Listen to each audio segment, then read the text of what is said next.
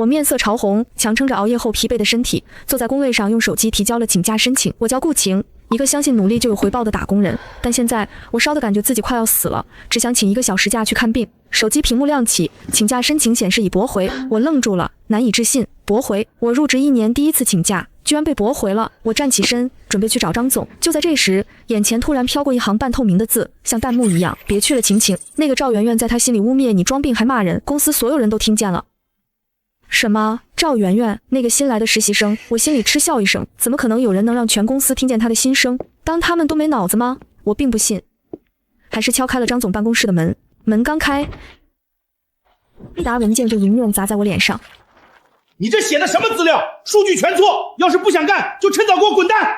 我被吼得眼冒金星，强压怒火挤出一个笑。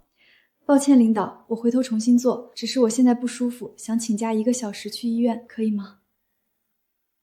张总的脸色瞬间变得更加阴沉可怖，他盯着我的眼神像是要把我生吞活剥，而我眼前的弹幕又疯狂刷过一行字，接下来他说的话会和弹幕一字不差。我屏住呼吸，等待那一刻到来。张总用阴鸷的眼神瞪着我，嘴里吐出刀子一样的话，果然和弹幕预测的一模一样。刚刚迎新的时候不是还好好的，女的就是麻烦。早知道你这么喜欢请假，这个职位就应该找个男的过来。听到这句话，愤怒、委屈，各种情绪交织在我心里，气得我浑身发抖。我入职1年风雨无阻，第一次请假就成了喜欢请假，而弹幕居然真的说中了。张总根本没给我解释的机会，戴上耳机，像赶苍蝇一样挥手让我滚。我灰头土脸的回到工位，感觉头更重了，眼前一阵阵发黑，想向旁边的梦姐借一片退烧药。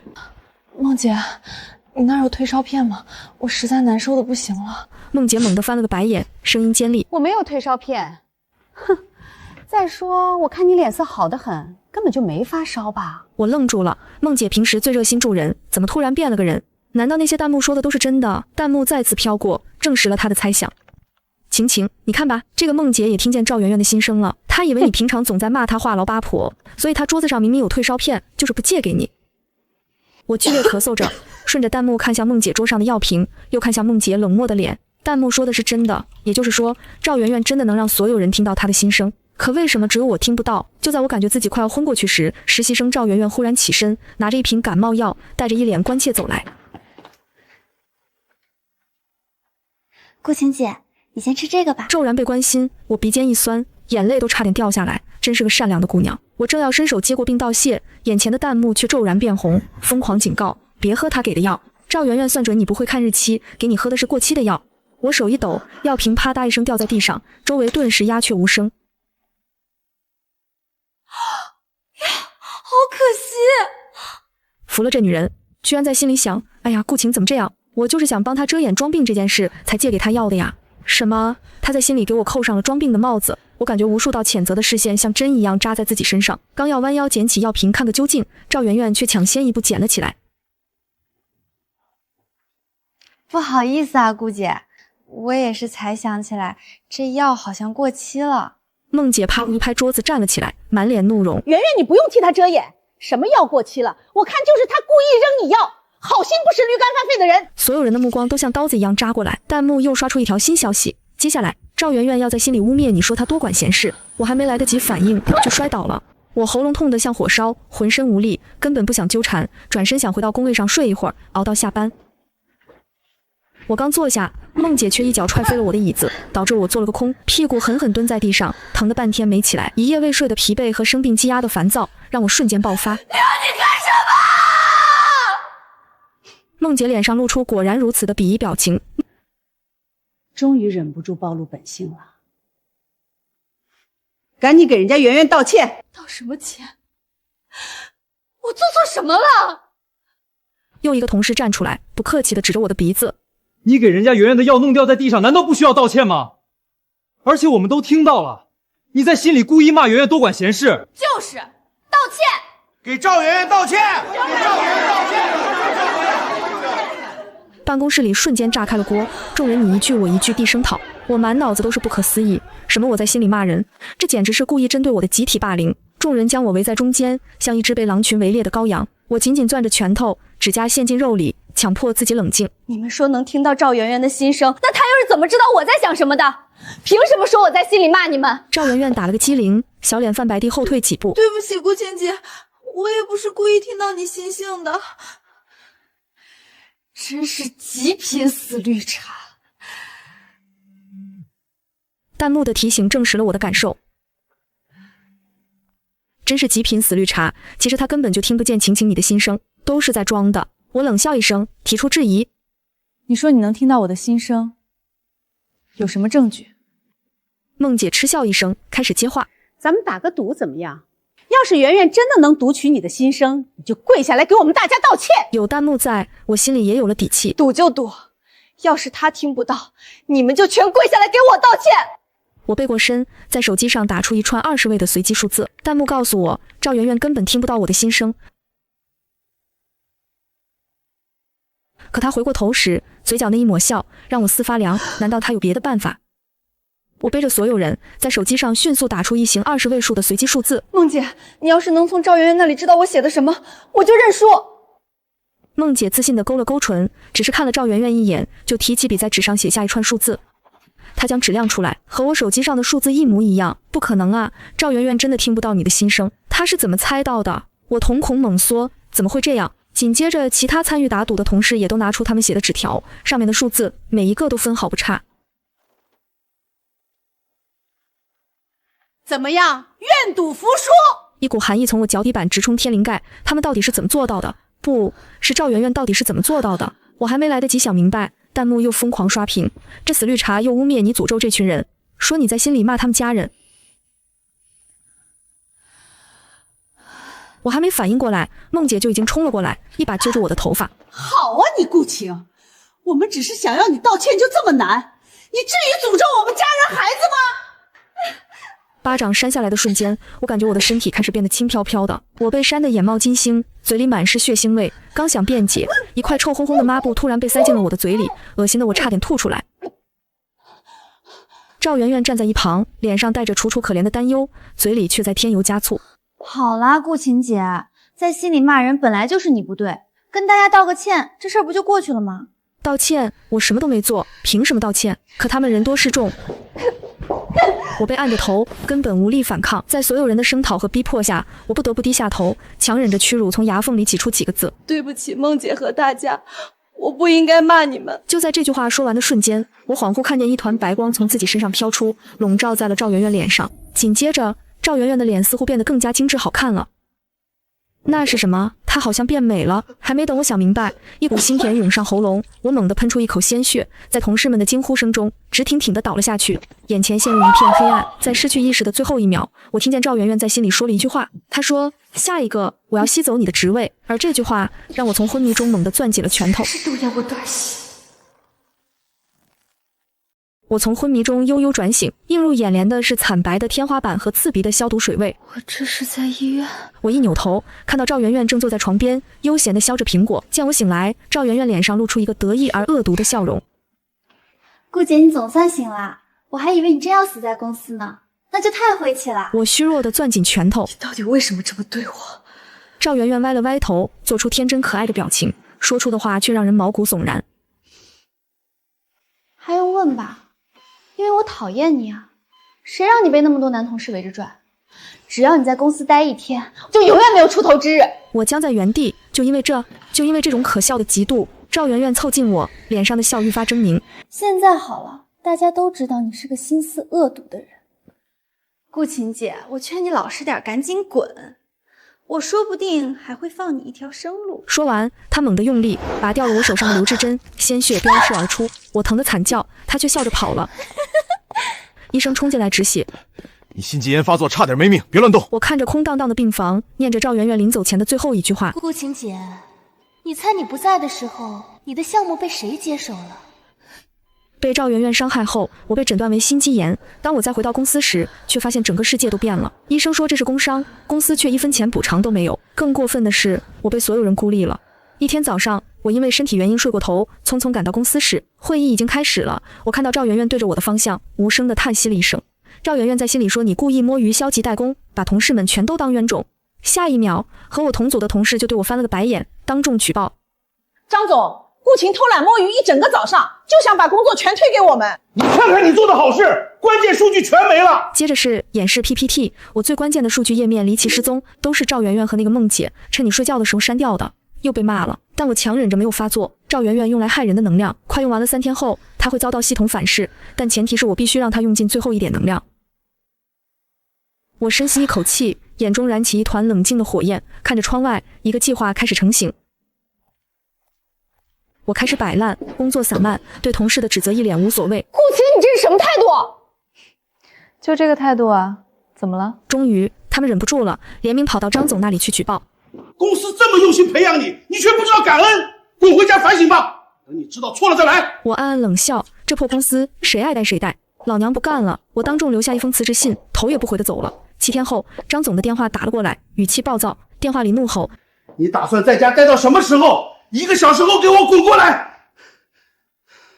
我听着电话里的咆哮，嘴角勾起一抹冷笑，而我身旁坐着丰达集团的副总裁周思然，正好让我的新老板亲眼看看前公司到底有多么没品。好戏该上演了，我对张总说了3个字：你等着。电话那头暴跳如雷，而我转头看向周思然，他的眼神里闪着一丝我读不懂的光。那个秘密我很快就会发现。我坐在丰达集团宽敞明亮的办公室里，面前是一份崭新的劳动合同。周思然坐在对面，眼神带着激动和克制。我发誓，丰达绝对不会埋没你的才华，欢迎加入。谢谢。周思然，我的大学同学，现在是丰达集团的副总裁，他比那个秃头张总靠谱10000倍。手机屏幕亮起，显示张总来电，我看了一眼，没有接。7天，我辞职信交了整整7天，他们才发现我不在了。这群人是有多嫌弃我的工位，连看都不愿意去看一眼。电话挂断后又立刻响起，接连不断，周思然朝我投来询问的目光。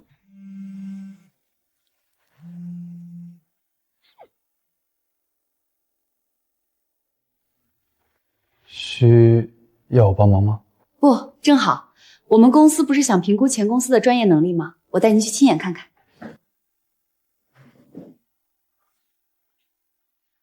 临走前，我瞥了一眼周思然的办公桌，桌上有一个熟悉的药瓶，和当初赵媛媛给我那瓶过期的感冒药一模一样。她为什么会有这个？我带着周思然推开原公司的玻璃门，还没站稳，劈头盖脸的怒骂就砸了过来。你还知道回来？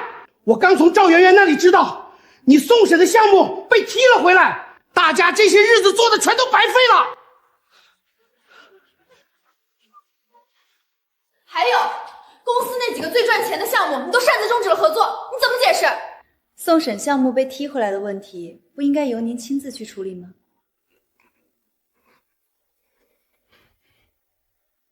我不急不慢地站在原地，表情无辜。上次也是您忙着跟小情人约会，才会让我去送审。本来这就不是我的工作吧？我看着张总那张涨红的猪肝脸，心里痛快极了。赵媛媛从张总身后站出来，一脸义愤填膺。可是顾晴姐拿着公司的钱，就应该无条件给张总办事啊！你现在这样也太狼心狗肺了吧！我轻蔑地扫了他一眼，看着他依偎在张总身边的模样，忍不住笑了。大家的心血，你确定？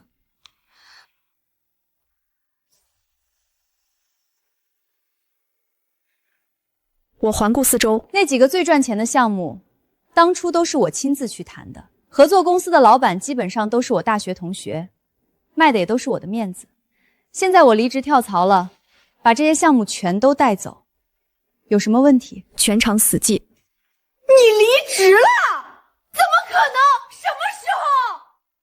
我掏了掏耳朵，满脸不耐烦。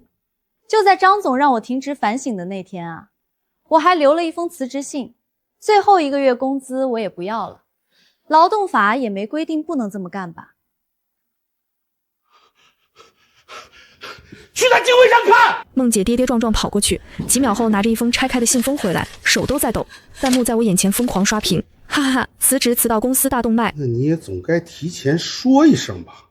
我不同意你辞职，现在立刻回来！赵媛媛走到我身边，用只有我们2人能听见的声音说：“顾晴姐，你是不是以为赢了？你猜，你的新公司有没有我们的人？”我的笑容僵在脸上。赵媛媛突然抽泣起来，眼眶红得像染了胭脂。顾晴姐是不是因为我，所以才非要辞职？如果是这样的话，那我走好了。在场所有男同事的眼神瞬间变了。你走？顾晴，你太过分了，居然骂圆圆是狐狸精。圆圆只是长得比你漂亮一点而已，她有什么错？经典绿茶哭戏。我翻了翻眼前的弹幕，果不其然，赵圆圆又在心里说你嘲笑张总没文化，还说你让他跪下来给你磕头。张总听完心生，脸色黑得像锅底，但还是硬撑着说出那句话：你要是现在认错回来，我说不定还能让你保留原本的职位，否则你就得在公司一辈子打杂了。我笑了，笑得很响亮。让我一个985叶高级材生一辈子打杂，您可真牛逼呀！我转头看向张总，眼神玩味。张总，赵圆圆又在心里污蔑我了吧？您确定听完她的心声，还想让我道歉回公司吗？张总的手机突然响了，他看了一眼来电显示，脸色骤变，那是丰达集团董事长的私人号码，他为什么打给张总？张总沉默了很久，脸上的肌肉抽搐着，最终还是咬着牙说了一句：只要你道歉，我都可以原谅。嘻嘻嘻，因为公司实际上只有我们晴晴一个人最能干啊！离开晴晴，这个张总啥也不是。我看了一眼弹幕，又看了看赵圆圆那张故作无辜的脸，我对着赵圆圆露出一个意味深长的笑容。实不相瞒，我现在也能听见圆圆的心声了。赵圆圆浑身一颤，眼神里闪过一丝慌乱。是吗？那可真是太神奇了呢！原来我们互相能听到对方心声啊！我弯起眉眼，笑得更甜了。是啊，我听到你刚才在心里说，我现在找不到工作，在家闲得抠脚，辞职就是为了威胁张总低头呢。赵圆圆的眼珠子乱晃，见同事们仍然站在她那边，顿时又有了底气。我也没错呀，顾晴姐，你就是这么想的。哪个打工人跟你一样，拿着饭碗威胁老板呀？我当即点头，表情坦然。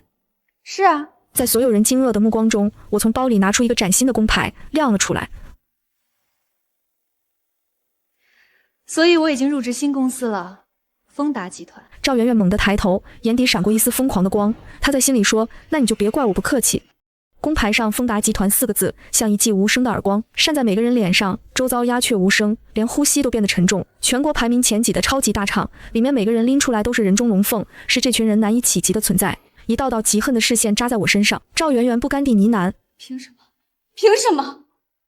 你是不是跟丰达的谁有什么见不得人的关系？”我的脸彻底冷了下来。就凭我毕业后一直深造学历，亲自跑项目做方案，工作经验足够碾压你们所有人，不行吗？赵圆圆，别以为所有人都跟你一样，只会用下三滥的手段上位。我有意无意地看了一眼张总，张总心虚地移开视线，随即想到了什么，猛地瞪向赵圆圆。你不是在心里说顾晴在家闲得抠脚吗？可他现在入职了丰达，你怎么解释？你该不会听不见他的心声，一直在胡说八道骗我们吧？不是的，是系统说。他刚说出系统2个字，身体突然剧烈抽搐，像被电击了一样，惨叫着倒在地上。所有人都在后退，没人敢碰他。所有人都被这突如其来的一幕吓得后退了几步，包括曾经给赵圆圆献过殷勤的男人们，没有一个人上前扶他。这是遭到反噬了吧？真是大快人心。看着赵圆圆在地上像条虫子一样扭动，我没有一丝同情，这就是搬起石头砸自己脚的下场。张总第一个回过神来，指着我的鼻子怒吼：“报警！一定是你对赵婉婉做了什么！”没错，就该把你抓起来。我无语地翻了个白眼。你们随便报警，抓得了我算我输。警察和医生很快赶到，经过仔细检查，医生摘下听诊器。他就是在睡觉，身体没有任何问题。不可能！我们大家都看见了，一定是顾晴对他动了手脚。警察不耐烦地看了张总一眼。抓人讲究证据，不予立案。一群人被批评了一顿，脸色铁青。孟姐气得一脚踹在赵圆圆身上：“给我滚起来！还装什么装？亏我一直相信你！”赵圆圆猛地睁开眼，没有看向任何同事，而是死死盯着周思然。她的嘴唇翕动，无声地说了几个字。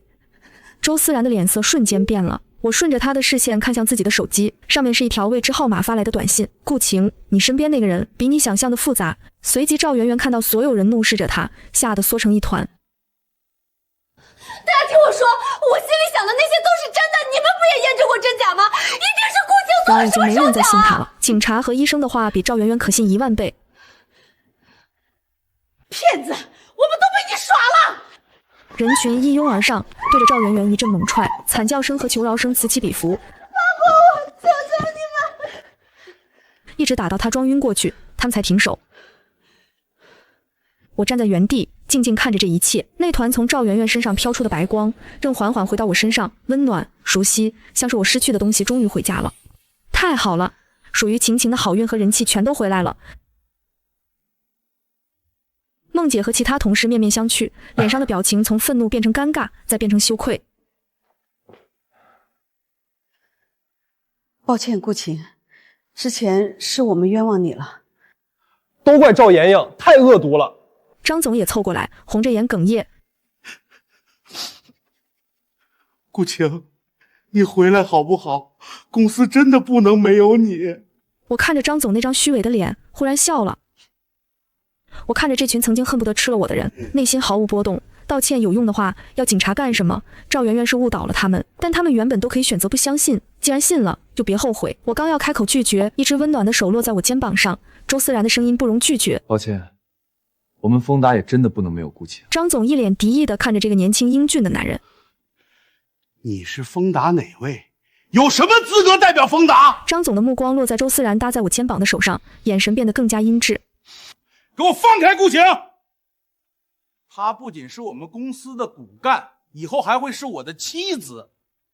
你给我放尊重点儿！我猛地瞪大眼睛，被这句极度不要脸的话恶心到了。什么玩意儿？说话前能不能先照照自己？张总顶着秃头，一脸深情地看向我。其实，在赵媛媛来公司前，我就想跟你告白了。等你回公司，我们立刻就领证。我没来得及开口，周思然已经一拳挥了过去，但就在拳头落下之前，我眼前弹出了从未见过的文字：警告，你的手机已被植入监控程序，来源未知。谁在监控我？是赵媛媛还是周思然？我还没来得及说话，身边的周思然已经一拳挥了出去。什么东西也敢跟我抢人？张总立刻鼻血横流。家里没有镜子总有尿吧？能不能照照你自己？我看着周思然打人的样子，又看了一眼眼前飘过的弹幕，那行字和他嘴里骂出来的话一模一样。你什么东西也敢跟我抢人？家里没有镜子总有尿吧？张总被打得瘫在地上，原本想还手，周总却在听见我喊出周总后，硬生生停了手。丰达集团副总裁的名头，他还是惹不起的。周思然揍完人，反应过来什么，红着耳根回头看我。我好笑的挑了挑眉，心里忽然全明白了，那些弹幕原来都是周思然的内心吐槽，他一直都在背后偷偷帮我，心里涌上一股热热的感动。我没有点破，找了个借口转移话题。周总，你也看到我前公司的水准了，现在还想跟他们合作吗？不想。来晴晴的前公司本来就是为了打脸欺负他的这群人，目的达到，还合作什么？我看着弹幕，扑哧一笑，转身准备离开。赵媛媛顶着满脸鼻血从地上爬起来，朝着我歇斯底里的吼叫：你早就知道新生的秘密是不是？故意开我笑话？是又怎么样？赵媛媛气得大口喘气，忽然把目光转向周思然，脸上露出一个恶毒的笑。这位周总，难道你就不想知道顾晴心里怎么想你的吗？他说你是个恶心的舔狗，他也根本不喜欢你，一看到你的脸他就恶心。周思然的身体猛地僵住了，他眼前的弹幕瞬间变成一团乱麻，我的心猛地一沉。周思然帮了我那么多，我不能让他被这个贱人挑拨。我转过身，几步走到赵媛媛面前，一把揪住她的头发。污蔑没完了是不是？你觉得现在还有谁会信你？我抬手就是2巴掌，抽得赵媛媛脸颊高高肿起。我差点忘了说，你让全公司的人都听到你新生这个能力，还有副作用，不出3天，他们所有人都会变成光头，还会反复长痘痘。全场再次炸锅。什么？贱人，你居然故意害我们！赵媛媛又被暴打一顿，这次她再也没有力气污蔑任何人了。3天后，我路过前公司，透过玻璃门看到里面一片锃光瓦亮，张总和全公司的人，不论男女，头上都秃得能当镜子用。外面的人戏称他们是秃头公司，几个路过的年轻求职者看到公司招牌，窃窃私语。听说入职就秃头，谁敢去啊？快走快走，别沾上晦气。我嘴角微微上扬，转身离开。短短1个月，张总的公司就宣告倒闭，他带着对赵媛媛的怨恨回老家了。至于赵媛媛，自然不可能就这样放过我。晚上，我加班后拖着疲惫的身体回到家门口，正低头掏钥匙，余光里一道寒光闪过，我猛地抬头，一个女人提着刀正站在我家门口，脸上的表情狰狞扭曲。你终于回来了。我还没来得及反应，后脑勺就遭受了重击，我甚至来不及喊叫，就失去了意识。最后的记忆是赵媛媛那张疯狂的脸和那把闪着寒光的刀，画面全黑。晴晴等着我，我这就去救你。黑暗中，我听见赵媛媛在打电话。我带走了，你答应我的事儿，别忘了。知道了。电话那头传来一个男人的声音，那个声音我死也不会听错，是周思然。不可能。我的意识渐渐回归，冰冷的夜风灌进领口，发现自己被绳子吊着，悬在半空中，脚下是几十米高的地面，车灯像萤火虫一样渺小。我被绑在这里，手被勒得生疼。赵媛媛站在我面前，手里还握着那把刀，脸上时不时抽搐一下，像在被无形的电流鞭笞。你醒了，很好。现在给我2选1，要么我现在推你下去，要么让我进丰达。我强压恐惧，冷静地盯着他。你冷静点，丰达又不是我家开的，我怎么让你当主管？我知道周思然喜欢你，他研发了一款弹幕 APP， 你是通过他的弹幕知道我的秘密的。他那么厉害，给我安排个主管不难吧？弹幕 App 原来如此，难怪我能看到周思然的心里话。但赵媛媛找他帮忙，他怎么可能答应？他已经答应了。赵媛媛像是看穿了我的疑惑，笑得更加疯狂。你以为他为什么一直帮你？你以为他是真心喜欢你？别天真了，顾晴，他只是在利用你对付我背后的系统。我浑身的血瞬间冷了，我看着赵媛媛那张疯狂的脸，试图最后的劝导。赵媛媛，你清醒清醒，你的系统根本不让你走捷径。如果你老老实实工作，哪来这么多事儿？赵媛媛听不进去，嘴里喃喃自语，眼神涣散。我要当主管，我要恢复美貌，我要让所有人都喜欢我。就在他张牙舞爪畅想时，一道黑影从他身后悄悄靠近，是周思然。他来了。周思然猛地伸出手，一把揪住赵媛媛的胳膊，想要夺下她手里的刀。赵媛媛尖叫着挥舞刀子，敢靠近我就杀他！刀刃划过我的脸颊，一道血珠沁出来。周思然的眼睛瞬间红了。我不靠近，你给我小心点儿。你不是想当主管吗？我答应你，把顾晴放了。赵媛媛的双眼骤然迸发出疯狂的光彩。系统，你听见了吗？我成为主管了，马上把你的电击惩罚给我撤销掉！电光炸裂的瞬间，周思然扑上来把我护在怀里。我听见他低低地说了一句话：“对不起，我骗了他。”我猛地抬头。你骗了他什么？他没有回答，但弹幕出卖了他。我根本没有让我爸的公司和他合作，他这辈子别想进丰达。原来刚才的答应是假的。下一秒，他身上忽然爆发出刺目的电光，蓝色的电弧像蛇一样缠绕着他的身体，他发出非人的惨叫。我靠在周思然怀里，惊恐地看着赵媛媛在地上翻滚。他会死吗？系统惩罚会让他暂时失去意识，但之后就不好说了。赵媛媛躺在地上一动不动，双手被扣上了银手铐，绑架、持械伤人、蓄意伤害，这几项罪名加起来，她怎么也得在牢里待上一阵子了。红蓝警灯照亮了夜空，周思然低头看着我，轻声说了一句：“系统见他实在不上进，已经决定放弃他了。毕竟，真正努力搞事业的人不会被命运辜负。”赵媛媛被带走前，忽然挣扎着回头，对我说了最后一句话。顾晴，你以为系统放弃了我就会选你吗？你错了，他会选一个你绝对想不到的人。他笑了，笑得诡异，而那个人正在人群里静静地看着我，是梦姐。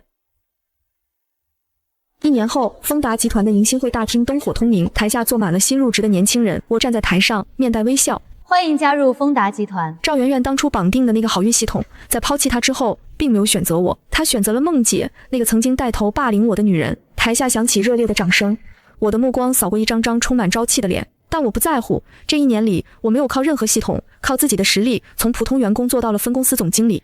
在这里，努力就一定有回报，这是我对你们每一个人的承诺。台下掌声雷动。散会后，我走进周思然的办公室，周思然正站在落地窗前，背对着我。恭喜你，顾总。我笑着坐下。少来这套，周总，我有个问题一直想问你。你说。那个弹幕 APP 你是什么时候开始研发的？又是什么时候装在我手机上的？周思然愣了一下，耳根慢慢变红。周思然轻咳一声。大学的时候，你一直不知道，我从那时候就……我忍不住笑出声来。周思然，你知不知道你心里想什么？弹幕全都会显示在我眼前。周思然猛地抬头，脸彻底红透了。我走近他，直视他的眼睛。你都看到了？看到什么？比如晴晴等着我，我这就去救你，还是家里没有镜子总有尿吧？周思然捂住脸，耳朵红得能滴血。我能解释。解释什么？解释你为什么一直在背后帮我？解释你为什么看到张总说要娶我，直接就动手打人？周思然放下手，深吸一口气，直直地看着我。顾晴，我喜欢你，从大学到现在，从来没有变过。办公室里安静了几秒，窗外的阳光洒进来，落在我们两个人身上。我知道，那些弹幕早就把他的心出卖得干干净净了，但是我话锋一转，你说骗了赵媛媛关于我的身世，什么意思？周思然沉默了很长时间，最后从抽屉里拿出一份文件递给我。你父亲不是普通商人，他是这个系统的开发者。我翻开文件，看到第一页的标题时，手开始发抖。我和周思然并排坐在办公室的沙发上，手里各拿着一杯咖啡。所以你是什么时候开始怀疑那些弹幕是我的？大概是你骂张总家里没有镜子总有尿吧的时候。但我现在脑子里全是那件事，我父亲那个在我12岁就出车祸去世的男人，居然是一个新生系统的开发者。赵媛媛绑定的那个系统是我爸的遗作。周思然侧头看着我的侧脸，语气温柔。系统本来应该是你的，但被赵媛媛用不正当手段截胡了。我没有告诉你，是因为不想让你承担这些。所以你一直在暗中保护我，就因为这个？不，因为你值得，和系统无关。周思然将我的手机拿过去，下载了一个 app， 名字叫心境。这个 app 是我大学时期的毕业设计，连接人体脑电波模型，就可以把内心最强烈的念头转化成文字，像弹幕一样投射到指定对象的视野里。我点开 app， 设置里只有一个人，周思然，也就是说，从头到尾只有我能看到他的弹幕，不是系统选中了我，是他选中了我。但梦姐手上的那个是我爸的系统，他选中了梦姐。手机震动了，梦姐发来定位，复言下午2点。过10步后，我放下手机，望着远方的夕阳，嘴角不自觉地抿紧。明天我要去见梦姐，不是为了系统，是为了搞清楚我爸的死到底是不是意外。下午2点，我独自来到梦姐发来的地址，那是一个废弃的仓库，铁门半掩着。我推开门，里面只有一把椅子，一盏灯。梦姐坐在灯下，而她的旁边站着一个戴鸭舌帽的人。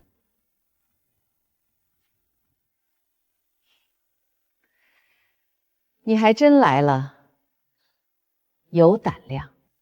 我爸的事儿，你知道多少？梦姐站起身，走到我面前。我知道你爸是怎么死的，我也知道那个系统为什么会在赵媛媛手里，但我不会告诉你，除非你把丰达的那个项目让给我。那个项目价值几个亿，你觉得我会为了一个答案出卖公司？戴鸭舌帽的人忽然开口了，声音沙哑，但每个字都像锤子砸在我的心上。如果我说你爸还活着呢？我猛地瞪大眼睛。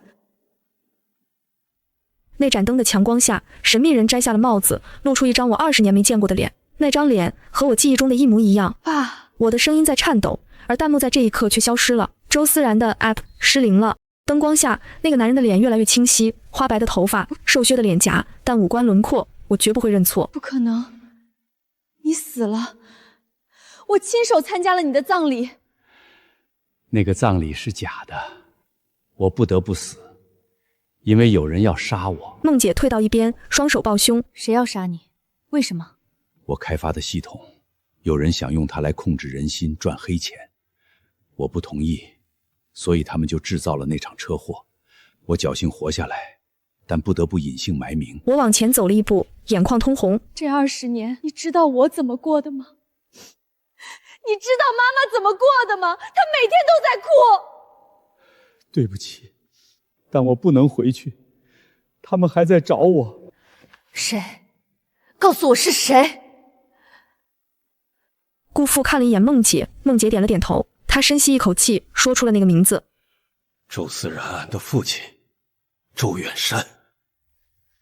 夕阳把天空染成金红色，我和周思然并肩站在天台上，风很大，像往常一样，但气氛完全不同了。你今天去哪儿了？我找了你一下午。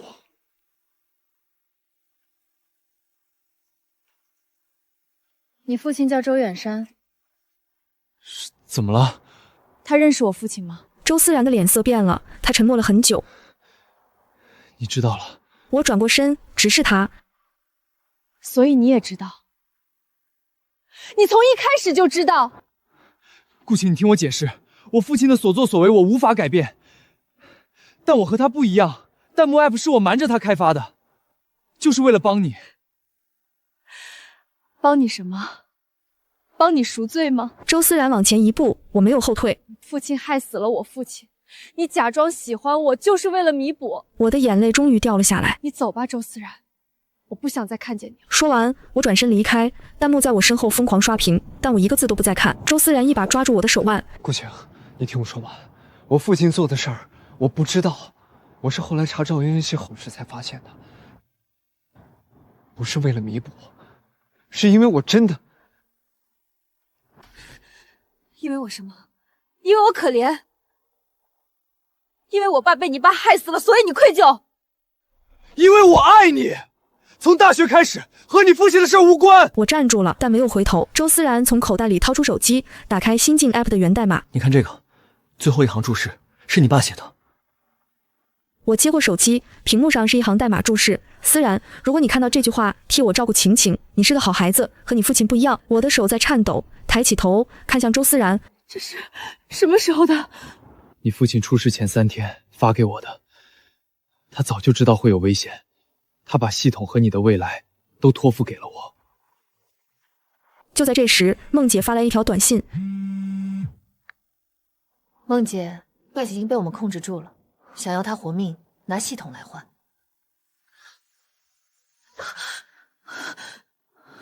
我看着手机上的短信，又看了看周思然。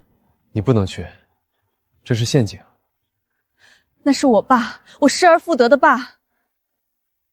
我知道，所以我们一起去。你不怕你父亲？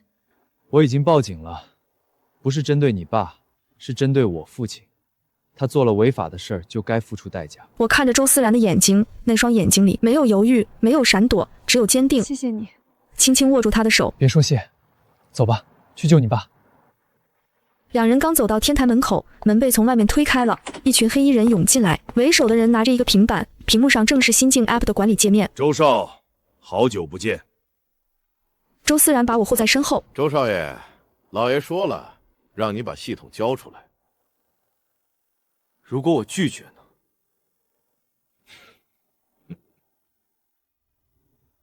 那就别怪我们不客气了。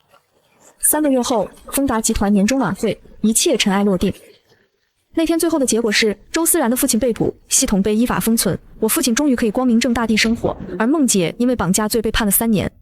豪华酒店宴会厅，丰达集团年终晚会正在举行，我穿着一袭红裙，周思然西装革履站在我身边。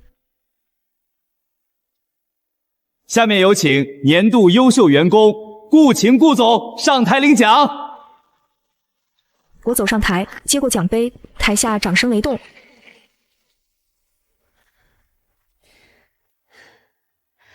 谢谢公司，谢谢团队，但最想感谢的是一个人。周思然在台下一愣。